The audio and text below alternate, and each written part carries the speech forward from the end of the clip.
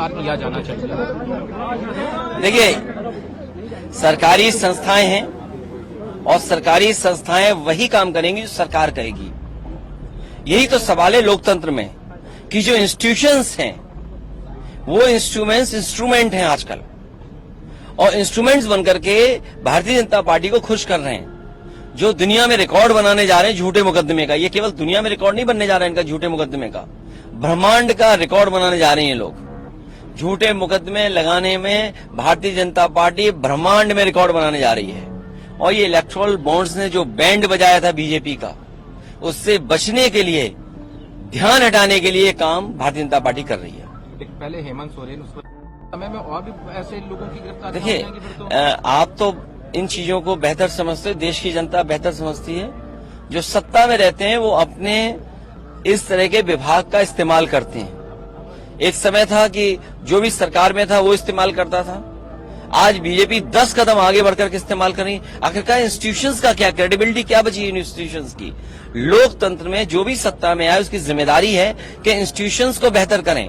आज इंस्टीट्यूशंस की क्रेडिबिलिटी क्या बची?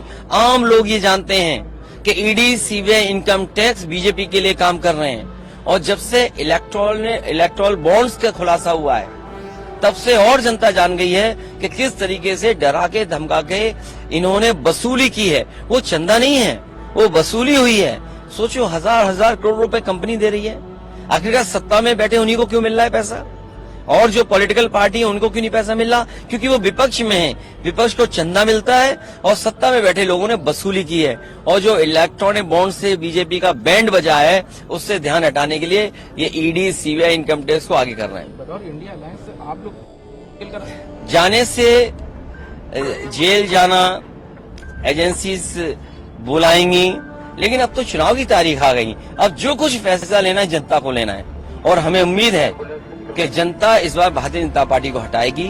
एक ऐसी पार्टी जिसने नौजवानों से झूठ बोला, और मैंने कई बार फार्मूला दिया हूं, मैं फिर देता हूं आपको, कि 60 लाख बच्चे परीक्षा लिखे जो परीक्षा नहीं लिख पाए। पेपर लीक के कारण 60 लाख बच्चे परीक्षा नहीं दे पाए, अपना भविष्य नहीं बना पाए। और अगर उनके माँ बाप को केवल हम जोड़ दें तो 60 लाख गुणा 3, 1 करोड़ 80 लाख, और 1 करोड़ 80 लाख का 80 लोकसभाओं में अगर हम भाग दे देंगे तो 2,25,000 वोट कम हुआ है। इसकी भरपाई भारतीय जनता पार्टी कैसे करेगी? आपने कहा कि अभी जो है एक अलायंस आपके साथ भी था, उन्होंने भी आप पीछे हाथ खड़े किए हैं, तो क्या इसके पीछे लग रहा है कि इस तरह की चीजें हो रही हैं? कुछ लोग बहुत कुछ चाहते हैं। समाजवादियों की जिम्मेदारी ये है कि बीजेपी से मुकाबला करें। ये वक्त ऐसा नहीं है कि हम लोगों को खुश करें। समाजवादियों की जिम्मेदारी बनती है कि यहां पर भारतीय जनता पार्टी को हराएं, और मुकाबले के लिए, हराने के लिए समाजवादी पार्टी मजबूत और अच्छे प्रत्याशी समीकरण के हिसाब से दे रही है। समाजवादी पार्टी ने जिताया, विधायक भी बनाया उनको, उसके बावजूद भी हम इसके बारे में कुछ नहीं कहना चाहते।